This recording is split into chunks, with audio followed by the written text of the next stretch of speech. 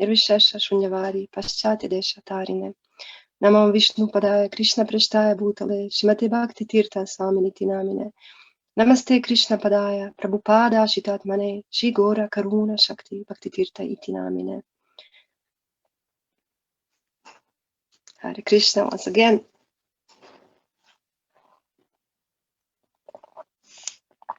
I haven't been speaking in English for a long time. Okay, I'm reading in English, but to speak is a little bit different. So, especially as a speaker, you know, like we're supposed to speak for a longer period of time. So please bear with me.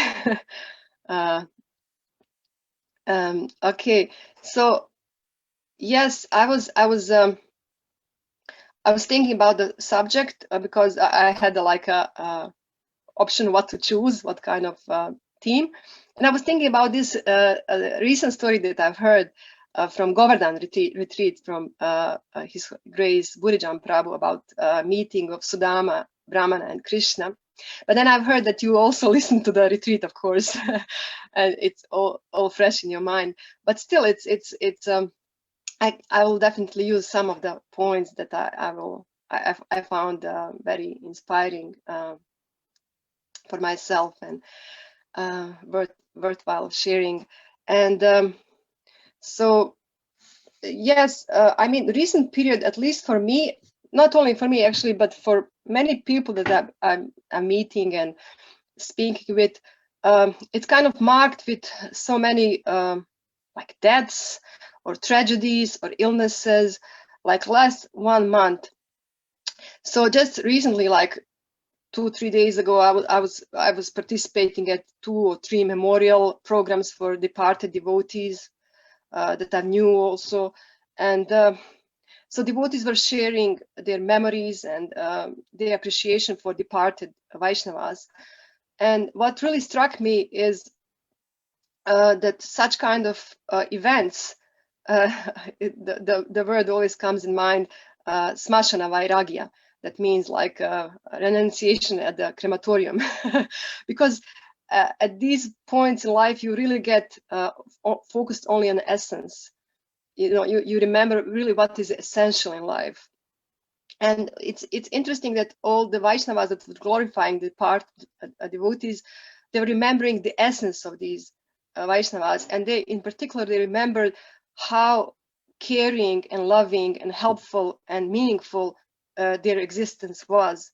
So that was the only thing they were talking about, not some spectacular achievements. Okay, that was there, but especially their qualities, and most of all, the quality of being very sensitive and caring toward others and helpful in other people's lives. So that's really what struck me, and I was thinking, yes, that's really something that that we should always put a great emphasis on.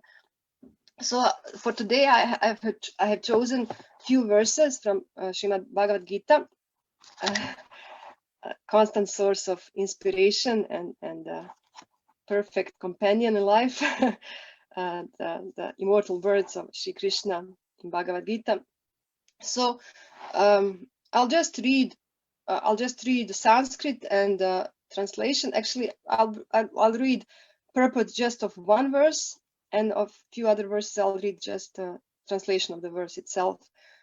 Om Namo Bhagavate Vasudevaya, Om Namo Bhagavate Vasudevaya, Om Namo Bhagavate Vasudevaya. So first verse that I linked with this topic is from chapter 4, Transcendental Knowledge. In this chapter, Lord Krishna, he explains how the purpose of human life is actually achieved through sacrifice. So everybody has to sacrifice something to achieve any kind of goal. So Krishna also advises that the best kind of sacrifice is done actually with perfect knowledge, with the help of knowledge. If you know what you do, which purpose you're sacrificing for, if you do your sacrifice, your work in sacrifice with knowledge, then that's the best thing to do. And then Krishna explains how for achieving that kind of knowledge with which you will perform your sacrifice, To achieve knowledge, you cannot achieve it like that. You have to approach a person who already possessed the knowledge. And then Krishna says, so for that purpose, you need to approach bona fide teacher, in this case, guru, spiritual teacher, who will teach you transcendental knowledge. So, and then we, of course, know this famous verse, Tadvidi Pranipatina, that's 4:34, where Krishna advises to Arjuna to approach spiritual master in order to find out the truth. I'll just read the verse. Just try to learn the truth by approaching a spiritual master. Inquire from him submissively and render service unto him. The self-realized soul can impart knowledge unto you because they have seen the truth. So that's very famous verse, so many times quoted and remembered and memorized. But what comes after is really also very, very interesting verse. For me, this is really like very intriguing. So Krishna then explains what Arjuna and what everybody else who is approaching a guru will find out. What kind of knowledge is that? So Krishna says, Yaj Gyatvana Punar Moham Evam Yasyasi Pandava Yena Bhutanya Sheshani Drakshya Syatmanya Tomai. And the translation is, having obtained real knowledge from a self-realized soul, you will never fall again into such illusion. For by this knowledge, you will see that all living beings are but a part of the Supreme, or in other words, that they are mine. So this is really quite revolutionary, isn't it? I mean, because maybe you're expecting something else, something else to be like a subject of knowledge or perfect understanding. But Krishna, he really puts it very simple. You will understand that everybody else belongs to me, that all souls are part of me, they belong to me, they are mine. And what practically that means is that this vision enables us to how to say, get rid or forget about our enviousness towards other living entities. But instead of that feeling of being segmented, fragmented, separated from others, being just for ourselves, we gain a beautiful feeling of universal brotherhood and sisterhood of all living entities. So this is really like high level of realization. It's not, it doesn't come like after a few years of practicing spiritual life. It comes with really purification of the heart. But this is really a goal, to have this understanding. It's a precious for me. I mean, in my personal life, I don't pray to Krishna for actually so much for fulfilling different desires. Somehow I never developed that. Maybe since the beginning of Krishna consciousness, my good friend who introduced me, somehow she discouraged me from praying to this and that. She said, anyway, it will come by its own, so you don't have to pray. Of course, you have desires in that, but so I don't kind of pray so much for different desires that I have. But really, if I have one desire and I really want it fulfilled, okay, this is not material maybe, but this is this kind of vision, to understand that everybody is part of Krishna. This is really such a powerful vision and internal state of consciousness, where you really don't separate, you really don't, then you the result of that is that you don't envy to anybody, you don't feel threatened by anybody, you don't feel need to hurt anybody, because you feel everybody is really my brother and sister. So like in case of family members, you naturally, if there's normal like type of family, you don't feel that this need to incur or to make anybody hurt of your family members. So this is really beautiful vision. And what happens next? So I'll read another verse after this vision, where this devotee understands, yes, everybody's my brother and sister. And Bhaktivedanta Swami Maharaj, he used to say, we have to be our brothers and sisters keepers. So devotee, then Krishna is using a little bit different terminology in this Dhyana Yoga chapter 6. And he calls this devotee a yogi, a perfect yogi, but it means bhakti yogi. Perfect yogi is bhakti yogi, of course. Sorry, the English version of my Bhagavad Gita is rather small, and the letters are so small, so I have difficulty to see Sanskrit properly. Atma upamyena sarvatra samam pashyati Arjuna sukham vayadi va dukkam sayogi paramo mata. He is a perfect yogi who, by comparison to his own self, sees the true equality of all beings in both their happiness and their distress, O Arjuna. So Purport Srila Prabhupada says, one who is Krishna conscious is a perfect yogi. He is aware of everyone's happiness and distress by dint of his own personal experience. The cause of the distress of a living entity is forgetfulness of his relationship with God. And the cause of happiness is knowing Krishna to be the supreme enjoyer of all the activities of the human being, the proprietor of all lands and planets, and the sincerest friend of all living entities. The perfect yogi knows that the living being who is conditioned by the modes of material nature is subjected to the threefold material miseries due to forgetfulness of his relationship with Krishna. And because one in Krishna consciousness is happy, he tries to distribute the knowledge of Krishna everywhere. Since the perfect yogi tries to broadcast the importance of becoming Krishna conscious, he is the best philanthropist in the world, and he is the dearest servitor of the Lord. Nacha tasman manushyeshu kaschin me priya kritama. Bhagavad Gita 1869. In other words, a devotee of the Lord always looks to the welfare of all living entities, and in this way he is factually the friend of everyone. He is the best yogi because he does not desire perfection in yoga for his personal benefit, but tries for others also. He does not envy his fellow living entities. Here's a contrast between a pure devotee of the Lord and a yogi interested only in his personal elevation. The yogi who has withdrawn to a secluded place in order to meditate perfectly may not be as perfect as a devotee who is trying his best to turn every man toward Krishna consciousness.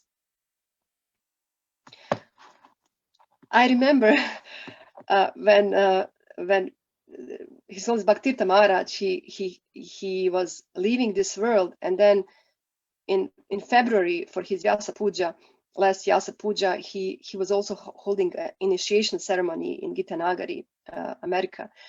So we were sitting on around the fire, and Maharaj gave his class, last Vyasa Puja class that he gave, and then it was quite sober class and very, very, very deep. And then he was looking at us to be initiated soon, and then he said, "So I'm not about followers.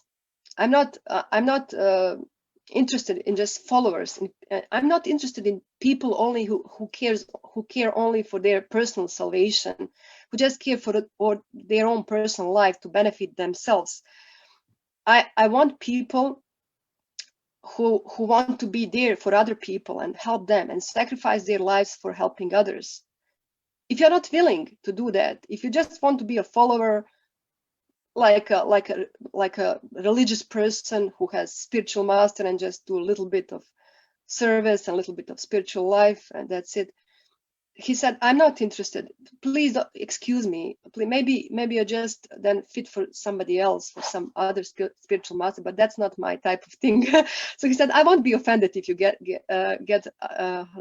up and go from the fire." So please, you still have few more minutes to do so if you feel you cannot follow what's my mission. So it was very sobering experience. I was like shaking and sweating like anything, what to do. And somehow I stayed sitting there. But that's the thing, really. And Srila Prabhupada is a perfect example of this perfect yogi who stays in the world but is not of the world, as Jesus Christ said. Stay in the world, be in the world, but don't be of the world. So he stays in the world and tries his best to help others. How?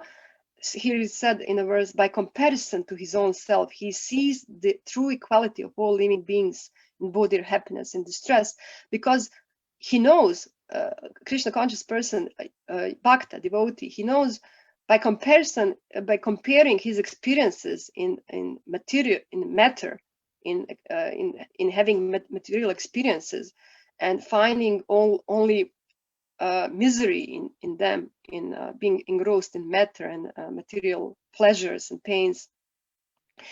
He finds them as sources of misery, and he knows, because of his clarified vision, his pure heart, he knows that everybody is actually going through the same experience in the material world, knowing it or not knowing it. And at the same time, he has experience in transcendence, in transcendental realms, and he has transcendental spiritual experiences. So he knows how this wonderful feeling of belonging to Krishna is so beneficial and is so liberating, and it's beneficial for everybody. So by comparing these experiences, he can feel what other living entities are going through, and he can feel their pain and their happiness, true happiness, when they achieve it.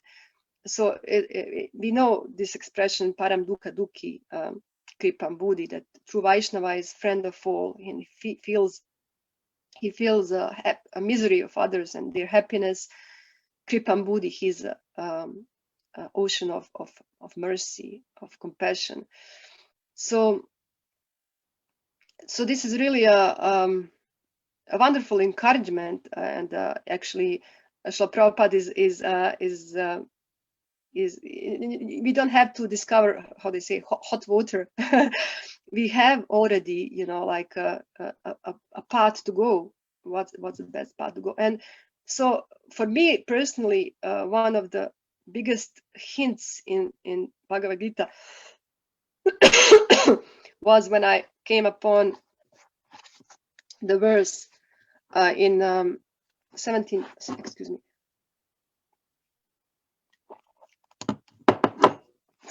chapter. So where Krishna is advising, he's advising that every human being should subject himself to this discipline. It's as I was saying in the beginning, human life is meant for sacrifice, it's meant for discipline. And then Krishna is saying there are threefold discipline or austerities that are prescribed. And there is austerity of the body, austerity of the speech, and austerity of the mind.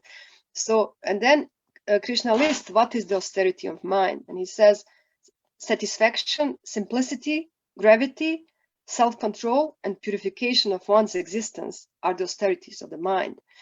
And then Srila Prabhupada, really in the purport, this is really amazing.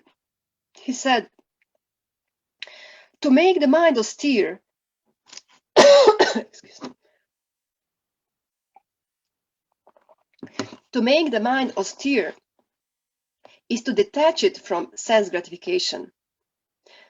The mind should be so trained that it can be always thinking of doing good for others. Wow.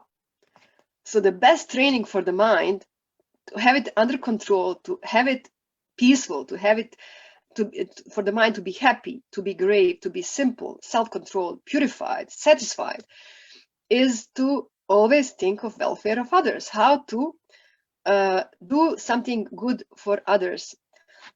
And that's not so difficult, actually. That's not so difficult. And I remember when it was really inspiration for me in my very beginnings of Krishna consciousness. After war in Bosnia, something going on with my throat. I apologize, really. After war in Bosnia, first spiritual master who visited us here was His Holiness Sridhar Swami. And when he landed on Sarajevo airport, we were so excited to have somebody coming, after so many long years of war and deprivation from devotee association. And so devotees were in total bliss of knowing that he is going to arrive. So of course we gathered and we had a wonderful big Harinam, singing and dancing, very, very ecstatic, very happy. And when Maharaj landed and when he approached us and saw us, so happy and so appreciative, so grateful to have his company, he really looked truly humbled. Really, he was a bit shy. And then he said something that I wrote down later on, and still now I have it on my wall, this small note that I wrote his words on. And I wrote, and he said, because he felt really like, wow, what a reception, said, somehow we have been blessed by this knowledge. Somehow. Why me? I'm just an ordinary guy. Why not everybody else? So he looked around, other passengers, people, why not everybody else? And then he really, truly humbly, he said, so we have a responsibility to understand this knowledge, to understand this love, so we can give it to others. So for me, it was, wow. Wow. So he was really like emphasizing that a devotee sees himself a small part and parcel of Krishna, who somehow got this unprecedented mercy, this unprecedented mercy in form of Krishna Bhakti, of seed of Krishna Bhakti in the heart to grow and to flourish and expand and produce wonderful fruits of Krishna, love for Krishna and his people. And then in that state of mind, he feels like, so I really need to endeavor to understand this knowledge. And this knowledge, he said, to understand this knowledge, to understand this love, because this knowledge is love, actually. That's what this knowledge is about. It's about love, loving exchanges. Wonderful, pure loving exchanges, eternal loving exchanges. And so we can share it with others. So we try to understand, we study books, we study philosophy, we try to understand it, we try to apply it in our lives. Why? To become better, as Bhaktivedanta Swami used to say, bettering ourselves to become better servants. So that's our purpose of bettering ourselves, becoming better people, better devotees. It's not that we better ourselves to to become more advanced, to become more like knowledgeable and more experienced, so we can, or more respectable in society, but it's because with this we can serve others better, with having better experiences ourselves, with having better qualities. We qualify ourselves for more mercy, and with more mercy we attract more mercy, and then we can share that mercy also with others. Once I've heard from one devotee, his name is Keshavananda Prabhu. He is a disciple of Bhaktivinoda Maharaj. And he said that actually we pray for love for Krishna because when we chant his holy name, because we know, Krishna, if I don't have love for you, how can I serve you? So we don't pray for that we have love so we can enjoy the love.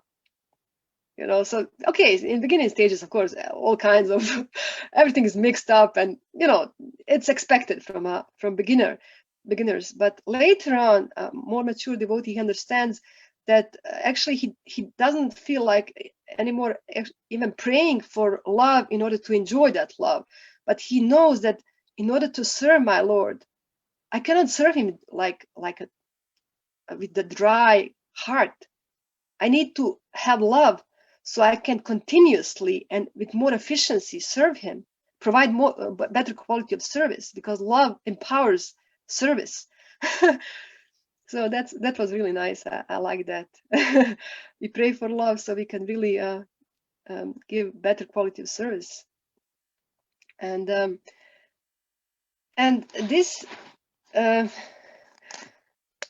yes, so just recently I also sell books. That's what I do for life. I sell Prabhupada's books, and in recent marathon I met a person, and he was a Muslim, and he wanted the book, but somehow he went out of his home without wallet. He didn't have money, so he said, I cannot really take it because I cannot pay.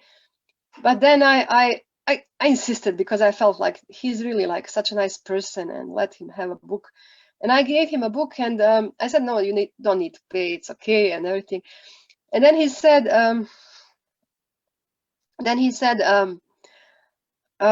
we talked a bit, and he said, actually, you know, a man is just, I'm trying to translate from my language. A man is meant to be satisfied with a little, but he's meant also to give a lot. That's his constitution. He's capable of being satisfied with really a small amount of goods, of things or whatever, but he's capable of taking care and giving his heart, whatever he has, in a great amount. You know, so I really appreciated that. So I told him, you know, thank you so much. You actually paid me now. And I have one big piece of paper on my door of my room, and there I write inspirational things, that somehow quotes that inspire me a lot. So this is one of them. So it's such a nice quote, you know, like such a nice thought, that we are really can be satisfied with a, just as Vaisheshka Prabhu puts it out, he said, some simple bed, some like simple prasad, kitri, something, and japa, few good friends. That's it. And service. If you have service, you have everything. So service that nourishes us, that gives us sense of inspiration and purpose. And so this is such a huge topic. I feel like I just gave an introduction to what I actually wanted to say. But it's like giving. In giving, we receive so much, and that's my personal experience with book distribution. It's amazing how you, just by giving transcendental knowledge, giving the books out to people, giving your time, your energy for devotees, you really receive so much mercy and nice feelings, positive feelings, and nice energy of people who receive, and that's so nourishing. And care, as I entitled this lecture, it was like care as an expression of love.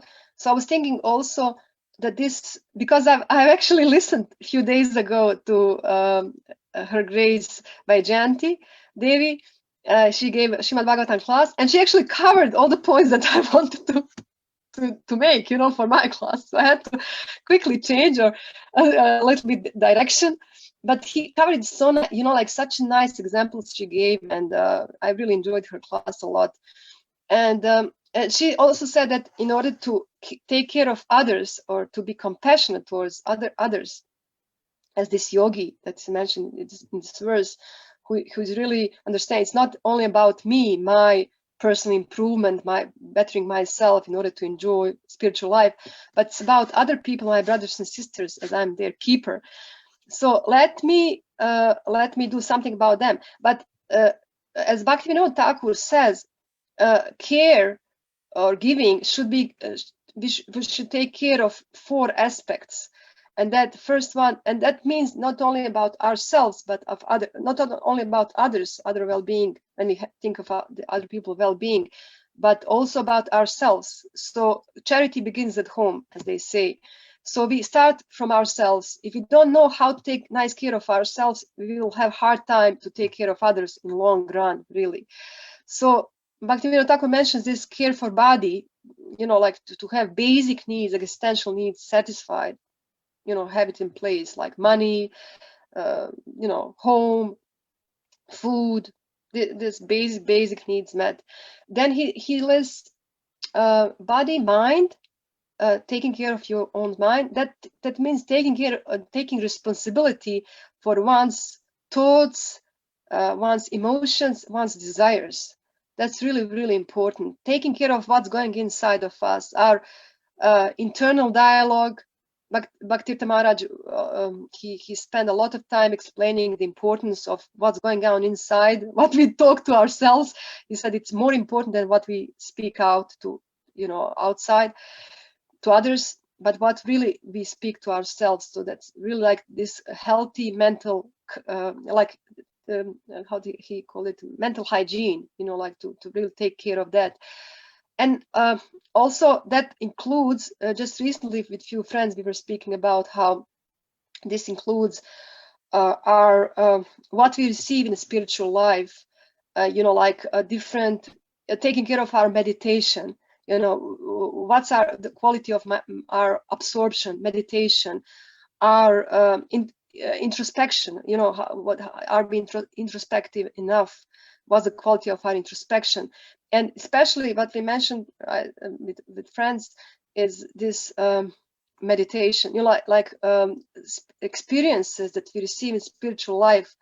Do they transform into meditation, or do we just receive some spiritual experience, some realizations, and then we just let them go? Like, and once I heard from Satchidananda Swami, it was really striking. He called it as a little bit, it's funny. He called it spiritual diarrhea. And he called it philosophical, something like that, or spiritual, I'm not sure. But he meant like, you receive so much, but you didn't find a way how to retain it, how to keep it. But it just goes through you, like all those experiences, and we receive a lot. In Krishna consciousness, it's amazing how much we receive. I guess we are not so much aware. I'm speaking for myself, and maybe for other, like beginners. It's really like we receive so much mercy, so much like valuable realizations, gifts from Krishna, from each day, each and every day, from devotees, from different arrangements that Krishna makes in our lives to make himself available and visible to us. And many times we just get used to these miracles. As Bhagavad Gita says, Krishna himself said, my devotee, he doesn't have, what's in English, my God, ne živi, moj bhakta ne ovisi o običnom tijeku djelatnosti. When Krishna lists from 12th chapter the qualities of a devotee, can somebody help me maybe with this, or I can find it in Gita? Yeah, let me find it, Bhagavad Gita. It's really nice. We have Krishna devotee who could also say something. Moj bhakta koji ne ovisi o običnom toku djelatnosti. It's not the ordinary flow of doings. My devotee who is not dependent on the ordinary flow of doings. Doing. Okay, just let me think. Yes, my devotee who is not dependent on the ordinary course of activities. Yes, thank you so much. Exact translation. Thank you so much. So that means that a devotee lives a life of miracles, small miracles, so small wonders. And that's so beautiful, So we get used to it. We get used to that. We kind of, for us, it becomes so. And then we lose this sense of appreciating, of admiring these small gifts, miracles in our lives, and we kind of see it as a routine. And routine is something that is really detrimental, like just doing it out of, not being really as a child admiring and appreciating, being grateful, being really like joyful about each and every little thing.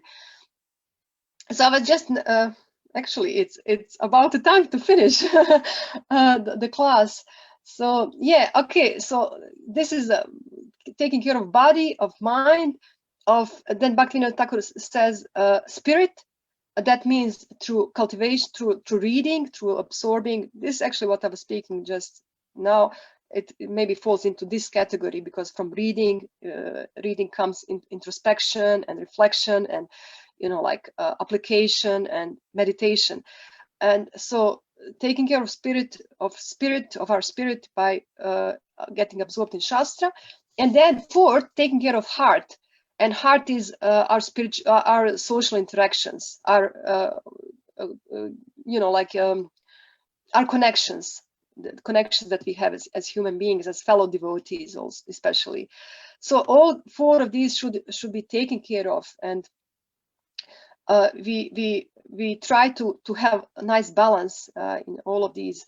Of course, it's not that all the time everything is in place, like very balanced, but many times once gets, falls out of the picture, and then we have to take again care or focus on it, and then trying to balance it all. But maybe for the very end, so because I've heard like 50 minutes, and I'll leave at least 5-10 minutes for your comments or questions. But what's my a few days ago we had a disciple meeting with His Holiness Kadamakana Maharaj, and I asked him this question: for what's for you, Maharaj, most important thing when we speak about devotee care? And Maharaj was so like down to earth. He said, just being a friend to devotees, being very friendly, trying to make friendly relationships with everyone you meet, like in different ways. With somebody you will just have a polite smile, with somebody else you will, as Vajan said, open a door, help with the boxes or luggage or whatever. And with somebody else you will be a shoulder for crying and offering some advice, offering some help, or financially, maybe whatever it's in your grasp to reach out and be there. But being friendly, being non-envious, that's so important if you can be such a devotee. And also being relevant, in interactions.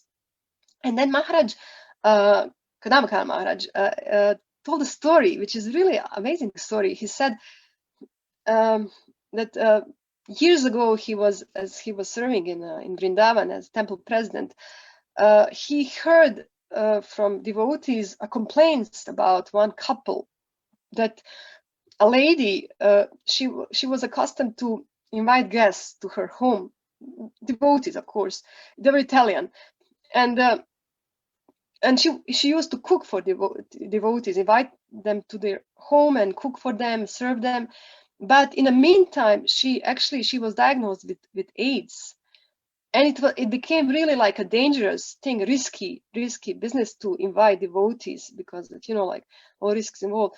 And so devotees, some knew about it, some didn't, and they really didn't know what to do, and asked Maharaj to approach the couple and speak with them and try to like ask them not to invite devotees anymore.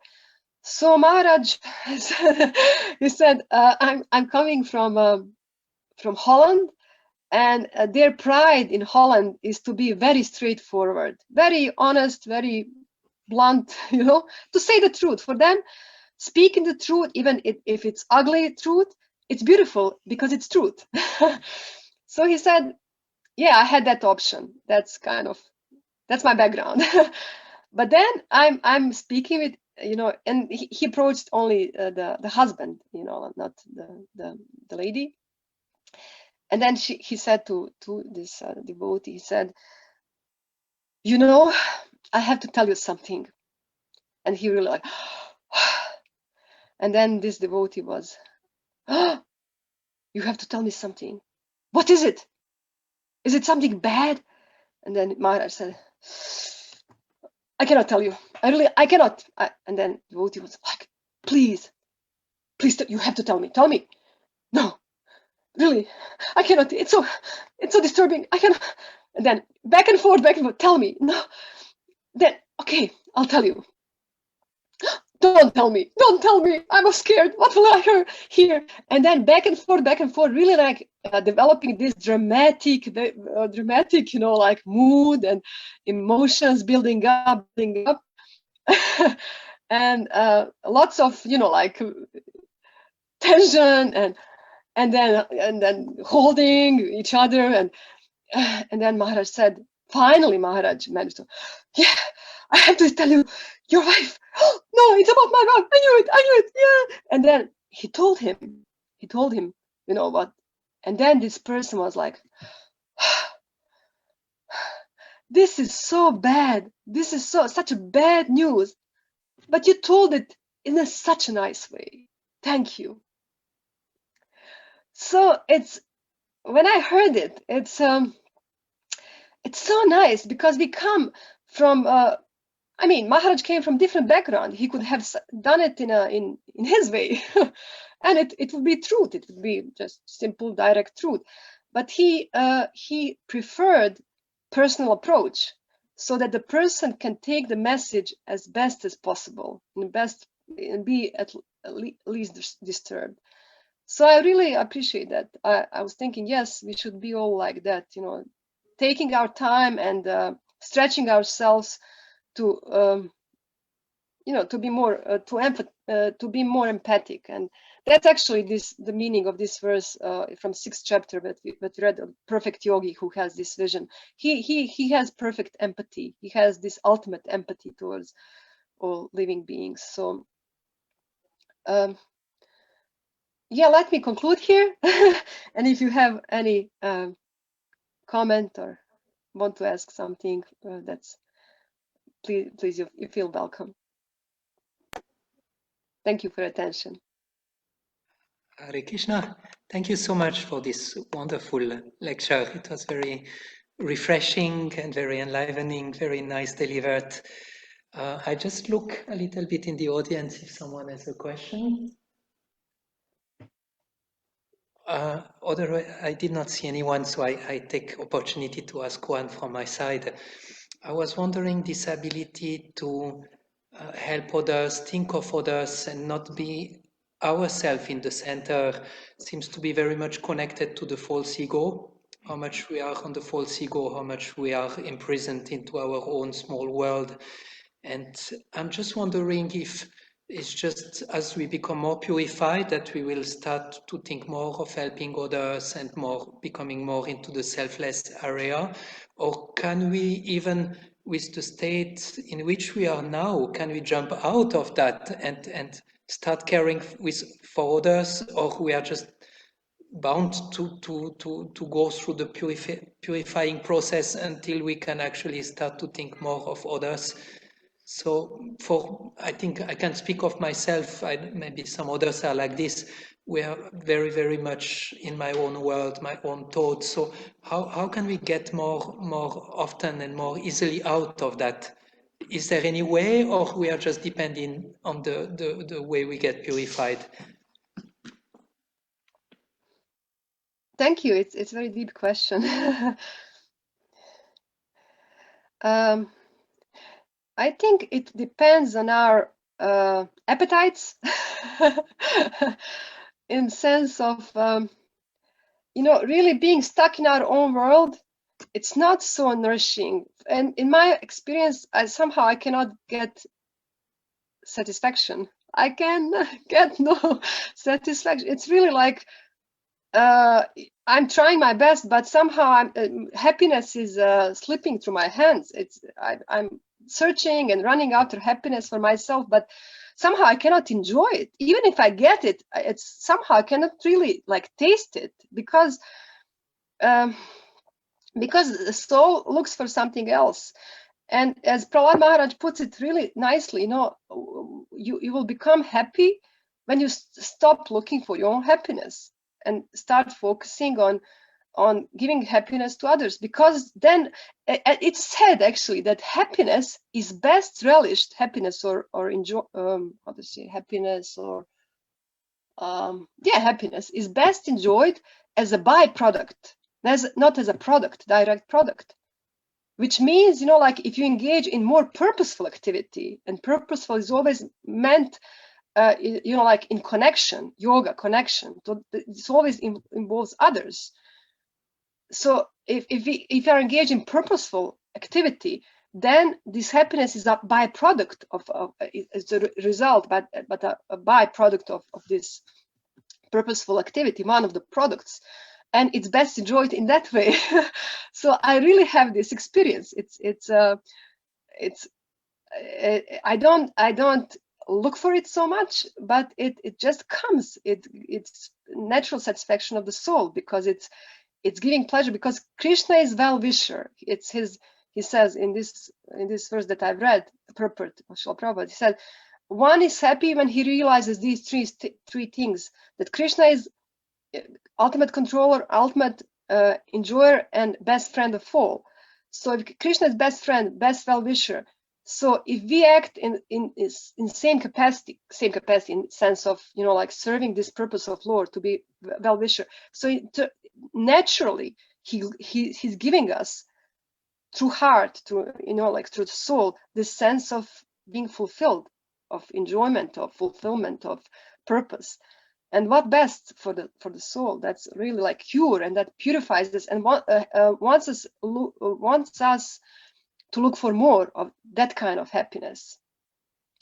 So I don't know, maybe because I do Sankirtan, and I really can, in Sankirtan, I really have this like very distinct how to say, observation of what's going on, like this, how when Krishna is happy, and when I try to take care of friends, of devotees, of fellow devotees, provide, be there for them in whichever capacity, it's then naturally I can chant better, I can read better, I can focus better, my desires get, like purified a bit.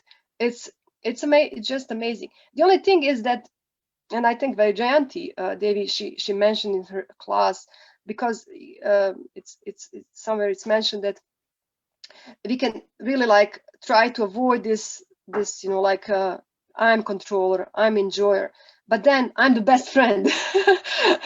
We can get into this, like now I'm helping others, I'm savior, like the savior mentality, I'm helping others. That can be really be like a stumbling block for a devotee. But depending really on our appetites, if you want really to be truly happy, then there's a way to go, your prescribed way to go. So I think it's actually a must, an imperative for a devotee to always try to be there for others, because otherwise that's a way of purification, and also a goal, like a Mahamantra, like it's a way, it's a how to say, method, and also it's a goal. We achieve at the same spot. Always chanting. So we take care of others in order to be purified, and also to continue doing that forever. I'm not sure whether I answered. Sorry. Maybe somebody else has also some view on this. Yeah, thank you so much, Luke. Okay, I see Vajanti and Anudama. I have Anudama, come close and you can speak in the screen. Oh, yeah, come. I don't know if it's very relevant. You can hear me? Yeah, speak loud. I try to express myself. Speak. Come closer. Oh my God. So what I wanted to say, it's also a how can we question. You understand me? You can hear I can me? hear. Yes. So my experience is that to be empathic and to be empathic more and more in our devotional life. It will happen if we get some empathic feeling from other devotees. So had the experience, if I got some mercy, some nice devotee was giving me some loving exchanges, then I keep that in my heart and I can also distribute it. So, but the other thing is, if I now remember my past activities before the Krishna conscious life, how harsh I was with other living entities, with people, then it is very much paining me. And I cannot come out of this paining feeling. How can we deal with it? You know, you cannot change it anymore. You are so harsh with others loving around you.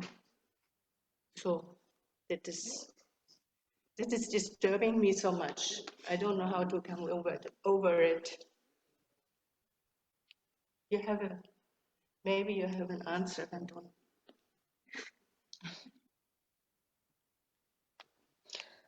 I mean, we're all in the same situation actually, because it's not only this life. We went through so many lives where we were like doing such nasty things. You know, like we went through so many identities, and in each of these identities, because being entangled in matter, meaning, you know, like doing bad and good in different species of life. So that's what's expected from a living entity being entangled in matter. It's actually not expected that he can discern what's good and bad. So any type of behavior is just normal in abnormal world of matter, of being totally confused, totally in ignorance. So actually, you don't have to feel like alone in this. It's such kind of world when we are totally confused about what's our duty, about what's our purpose, and of course that we were making terrible things. It's just expected, as I say. So maybe that can be some kind of solace to know that it's not only you. It's what living entities do when they come to the material world. They do nasty, crazy things all the time. But we have been blessed by this wonderful opportunity to say goodbye to all this craziness, and to turn to Krishna and to start doing nice things, you know, like for ourselves and for others. And let's just forget about the past, because actually Krishna allows us to do so. So he's not such kind of God that he will, no, you've done this and that, and I'll really like charge you for this. Doesn't matter that you change your mind. He's really very, very merciful, especially in case we have spiritual master. So he takes care. He said, okay, I'm just, you know, like all this karma, and now we're starting new life. And initiations mean new life. You're giving new birth, new ego is being born. It's like totally fresh, new start. Death to old ego and birth to new one, ego of a devotee, of servant. So we shouldn't be harsh to ourselves and unforgiving to ourselves, because Krishna is forgiving. So it also includes maybe more meditation on Krishna's all loving and very merciful nature. Maybe you can. I'm not sure.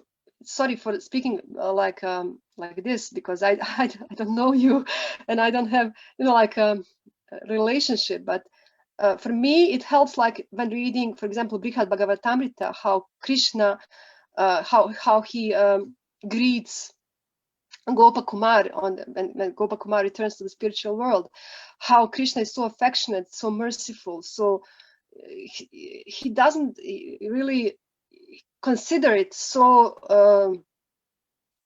Even Bhagavad Gita, Krishna said like that. I don't take into, was it that verse which says, I don't actually take the pious or impious activities of a living entity, or take, ne uzimam, kako kaže Krishna, ne uzimam ni dobra ni loše. One verse says like something like that, that Krishna is actually, he's indifferent towards it, actually, you know, like, because for him this is all, we are just sleeping, we are just forgetful. And the moment living entity turns their her face towards Krishna, he's so happy. He's so happy because finally we decided to start living real life. So that's what's important. It's this was just a dream, a bad dream, a nightmare, and we should consider it like that, really. But sometimes it can also be helpful. For me, it was very helpful. I had for some time, like wondering, why bad things happen to me, bad experiences, this, I don't have luck in this area, or this, that one. And then in Mayapur, one year, I had an amazing dream. Actually, it was like a revelation of my past karma, of past big sins, actually. And for me, it was very shocking when I woke up in the morning. I was totally in sweat and very, very much shaken by whole experience. But because of that experience, I really, since then, I'm very humbled by that. I feel like, yes, I did nasty things. I really did nasty things. So I don't have any right to demand this or that, from Krishna, or to fight with him, or, to feel unhappy, unsatisfied with whatever comes my way in life. But really feel always very humble, very meek, like Jaga and Madai. Always that example is always helpful. But if things are deeper, if they are more deeper, then maybe some assistance is required also in personal, like approach. If it's too troubling, then always there are devotees who are expert in this, like maybe psychological, like can help you understand why and how to resolve it. That's also one way to go if it's too disturbing, to kind of, yes, that's something I can share. Thank you. Thank you. We are at the end of the time, but at the same time, we enjoy your association very much, or we appreciate your association very much. Would you have time to take one more question? Or Yes, sure. Yeah. Sure. Just for those who are in the temple room, in case you want to go and take prasad, feel free. But I think it's nice to have the opportunity to hear a little bit more. Maybe Vajayanti will come to ask you one question. Hare Krishna. Hare Krishna, dear Vajayanti. Thank you very much for your lecture. I was just thinking on, you were explaining one point, like one disciple of Bhakti Vikash Maharaj was explaining how love is empowering service. And as I was listening, it also came to my mind, like also this Prabhupada sometimes was saying, like in India and traditionally, girls will get married when they were very young. So by service, they will develop love also. So I was just wondering if you can comment a little bit on that also. By service, they develop love. Yes, because like these girls, they would not, in the traditional in India, they would get married very early, so they would not know even who is their husband, but they will start by cooking and bringing, they will still stay in their home of the parents, and they will serve their husband. They will bring the cooking and like this, and slowly, by this service, they will develop love. Or like sometimes, so that's on one side we have, if you love someone that you will serve, but I was just remember this, how Prabhupada was said also by serving, then you also develop love. He was bringing this example of a young girl serving someone that doesn't know, but developing love. Yeah, I've heard that just recently. I've heard one statement. It said the service brings love out of the servitor. Mm-hmm. How the service brings out love of the servitor. Wow, that's nice, really. Because it's dedication, it's time, attention, care that you put in service. So all these things, and then Krishna feels, or whoever is receiving service feels, I should reciprocate by emotion. That's everything's about emotion. So yeah, we have to start from somewhere, like in the beginning stages of devotional life. Of course, we don't have spiritual emotions. I mean, how can we? We don't know anything about spirituality. I mean, about spiritual experience, about spiritual emotions. We just come from total realm of matter, material experiences, material exchanges, and then mercifully devotees engage us in service. We start, like doing what they are doing. And through that, isn't it, that we immediately start experiencing something, some taste is there. It's still not love, but some small taste, something different is there. And then by more service, like bhajana kriya and then anartha nivritti, the service gets purified. It's getting purified. I mean, motives, different strange, more funny motives, they disappear by purification of the heart, and our service becomes more focused in nishta, more solid, more unshakable. And then ruchi, real taste, then real like emotion starts like appearing. And then sakti, strong attachment, not only for service in a sakti, because in ruchi it's still for the service. You enjoy chanting, you get absorbed in reading, but in sakti you really like then for the object of the service, Krishna, then person becomes more visible. And then real emotions start. Until then, it's still like a child who see others experiencing loving exchanges and emotions, but he's not capable really of understanding what's going on. I don't know. Thank you. Thank you, Adyanti. Thank you for a wonderful class a few days ago. It was so nice, very inspiring. Good. So we thank you, and we thank Madana Lhasa very much for having made the contact with you and inviting you for the Sunday feast. I think we all have a fresh and light heart after this wonderful presentation. We are very thankful to you, and we send our best wishes, and thank you for being here. Thank you so much, Gora Hari Prabhu and all the devotees. I feel so humbled and honored to have this opportunity to be with you and to be in your temple. That I actually have in my room. I have 3 photos of Radha Madan Mohan, of your mother, Radha Madan Mohan, and I also have deities of Radha Madan Mohan. My deities. So somehow I just wish that one day I will join again and come to visit your temple and your beautiful deities and have some service there. So thank you so much for inviting me and hosting me, and I hope we see each other again soon.